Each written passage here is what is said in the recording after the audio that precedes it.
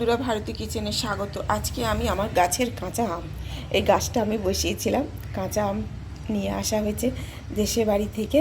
আজকে এই আমগুলো কিভাবে কাঁচাভাবে রাখবো সংগ্রহ করে সেই ব্যবস্থাই করছি। একটা আমার কাঁচের বয়েম আছে, তাতে আমি এই গরম জল ফুটিয়ে রেখেছি, এইসব সরঞ্জাম করছি।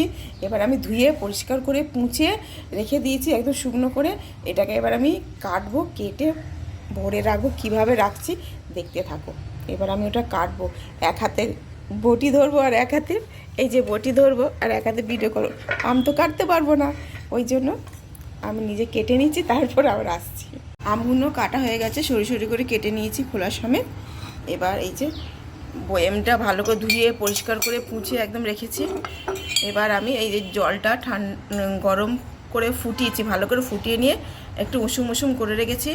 এবার আমি বয়েমে 1 চামচ নুন দেব, দিয়ে এবার আমি একটু জল দেব।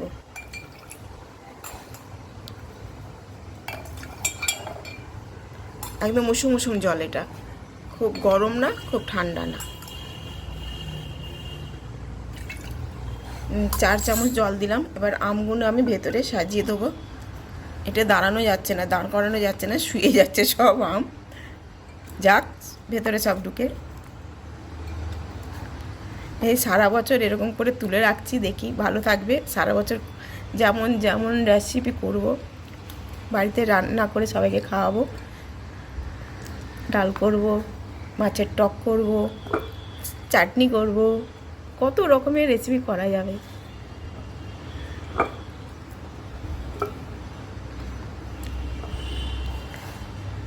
সব আম হবে না, আমার বয়েম নেই, একটাই ছিল, তার মধ্যেই করে রাখছি সংগ্রহ করে। আবার বয়েম কিনতে হবে নতুন, তারপর আমি সংগ্রহ আরও করতে পারবো।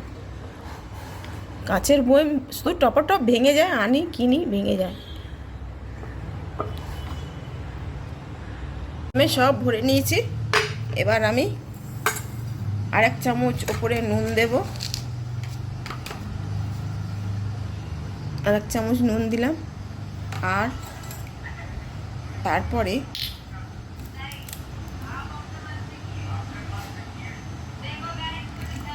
ভিনিগার দেব, এই ভর্তি 1 চামচ ভিনিগার দিলাম। এইটার জন্য আমটা ভালো থাকবে, যেমন আম তেমনই থাকবে, এর জন্য নষ্ট হবে না আমটা।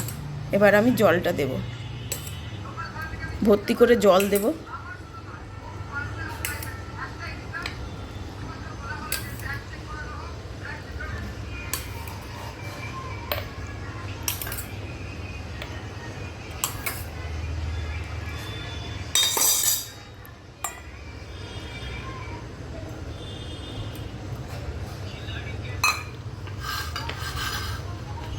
এবার ভর্তি করে জল দিয়ে দিয়েছি। এবার আমি চাপা দিয়ে দিলাম।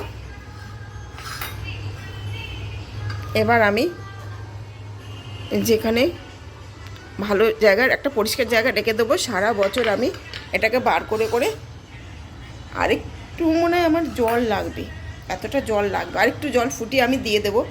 এখন আর একটু পরে একটু জলটা আবার ফুটিয়ে গরম করে ফুটিয়ে নিয়ে এসে ঠান্ডা করে নিলাম। ঠান্ডা করে নিয়ে এবার ভর্তি করে জলটা দেব। জলটা একটু কম হয়ে গেছিলো, এই যে এবার ভর্তি করে দিয়ে দিয়েছি, এরকম থাকবে। এবার আমি চাপা দিয়ে দেবো। সারা বছরের জন্য সংগ্রহ করে রেখে দিলাম। যখন যা ইচ্ছা হবে রান্না করার, রান্না বানিয়ে বানিয়ে বাড়ির লোকদের করে খাওয়াবো। টক ডাল খাও, চাটনি খাও, তারপরে আম দিয়ে মাছের টক করো, সব কত রকমের রেসিপি আছে, এটা করে দেবো। আমি এবার কাঁচা আম অনেক গাছের, সেগুলো সংগ্রহ করে রেখে দিচ্ছি সারা বছরের জন্য। দেখো কেমন লাগছে আমি তো। ভালো লাগলে লাইক করো, কমেন্ট করো, সাবস্ক্রাইব করো। টাটা। কোনো রোদেও দিতে হবে না, কোনো ফ্রিজেও রাখতে হবে না, বাইরে নর্মাল জায়গায় রেখে দিলে, পরিষ্কার জায়গায় রেখে দিলে সারা বছর থাকবে, ভালো থাকবে। আর এরকম কচকচেই থাকবে আমটা। আমি গত বছরও করে রেখেছিলাম, এবছরও করে রাখছি, আর সারা বছর ধরে খাওয়া দাওয়া করবো। তা কোনো ঝামেলা নেই, ঝঞ্ঝট নেই, পুরো কাঁচা আম এরকমই পাবো। তাই তোমাদের সাথে শেয়ার করলাম। ভালো লাগলে লাইক করো, কমেন্ট করো, সাবস্ক্রাইব করো। টাটা।